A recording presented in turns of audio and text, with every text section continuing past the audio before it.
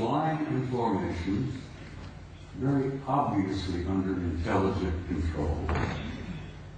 And they would fly out of the Soviet sector in the Warsaw Pact toward the west, in formation, at a high rate of speed, at a very high altitude.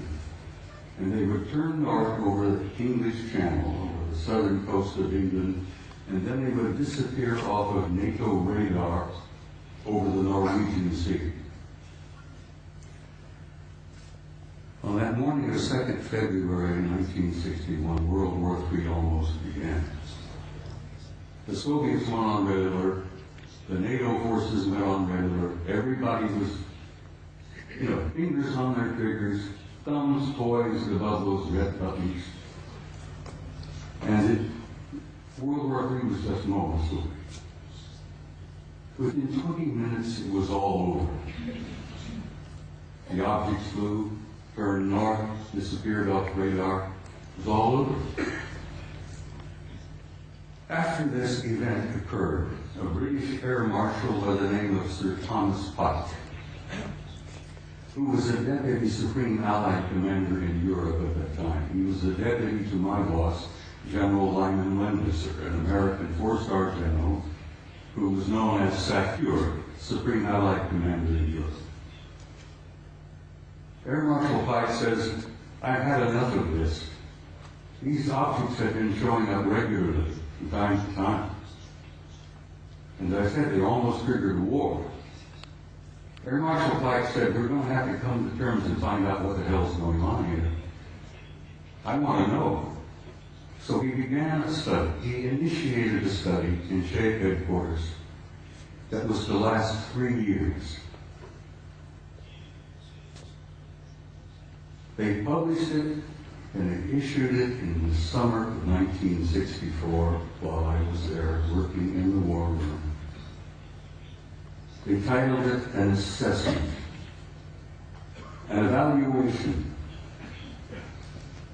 of a possible military threat to Allied forces in Europe. So it had from a title, just couldn't learn very much about that. An assessment, an evaluation of a possible military threat to Allied forces in Europe.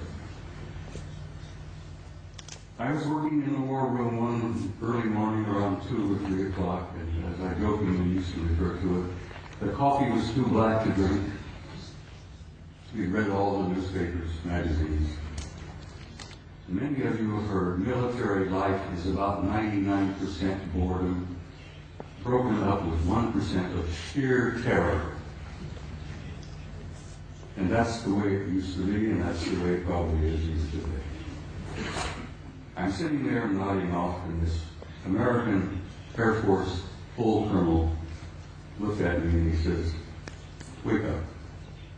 He went over to the vault. The vault, the stock, was a walk-in safe. We opened the door and walked in, and we kept classified documents in there.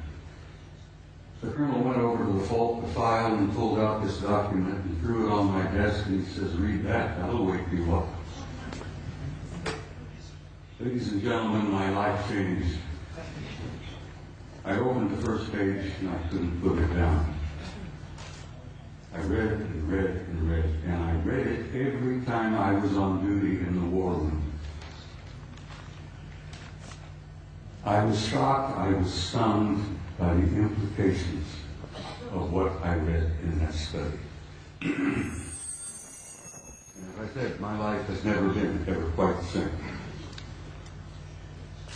The study, briefly, and I have to briefly lay this out. I could talk for 2 hours about this, but the study simply concluded this.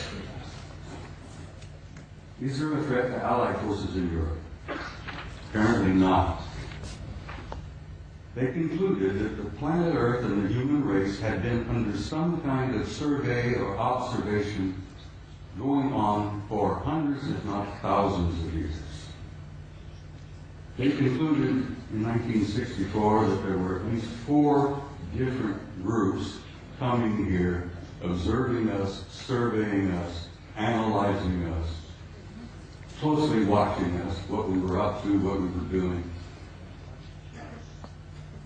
they concluded that there did not appear to be a military threat involved because the repeated demonstrations of incredibly advanced technology demonstrated to us that if they had been hostile or malevolent, there was absolutely nothing we could do.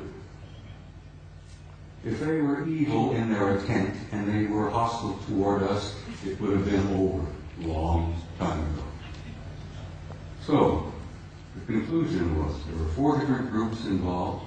They had been coming here for a very, very long time. Apparently, they were not malevolent or hostile. The question was, what the hell are they doing here? Why are they here? And why are they interested in us?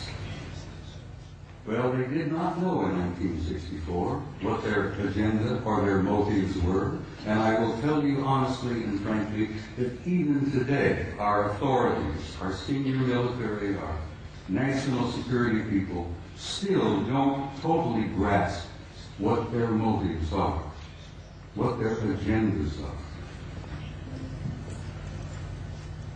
So this study in 1964 was simply a beginning for me. As I said, I was never quite be the same again. I jokingly say I used to be a normal human being. And after I read that study and launched on my 45 years of research, I lost all aspects of normality. I will be frank and tell you that over the years of my study and the material that I've learned and gathered has brought about in me a complete destruction of my old world view, my old world paradigm, the world view that I held since I was a kid, growing up. Everything made sense, I knew why we were here, where we were going, what was taking place. After I spent 45 years on this, it all collapsed around my knees. That was the destructive aspect of my personality. That was the part that changed me completely from the kind of human being that I had been before into the kind of human being I am today. Ladies and gentlemen, I am totally alienated. No pun intended.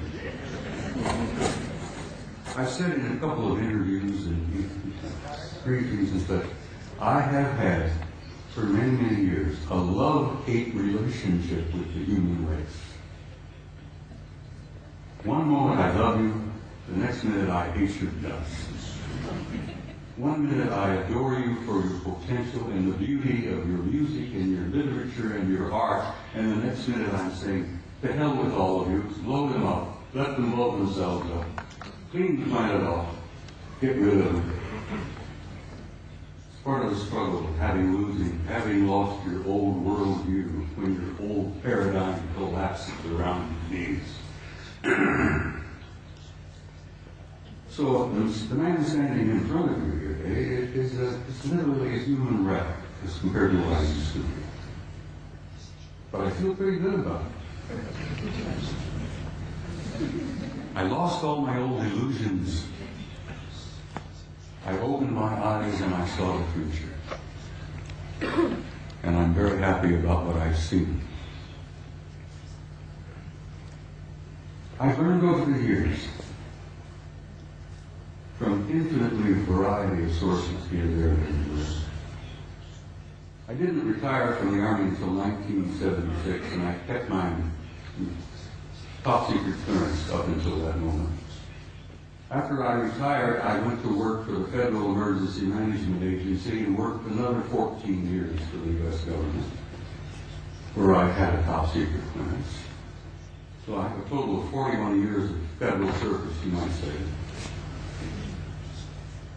But I've learned things over the years that literally still today stun me and shock me. I've learned that the human race is a hybrid race.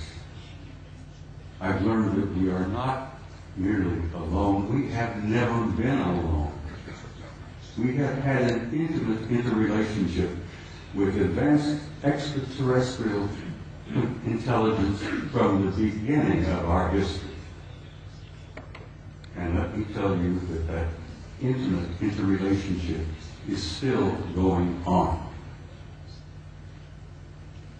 There's one race in particular, apparently re-engineered us as a species about 200,000 years ago. What we are here today is what we call Homo sapiens sapiens. You're an engineered creature. Your genetics has been manipulated. You're not the same that you were, and you are not the same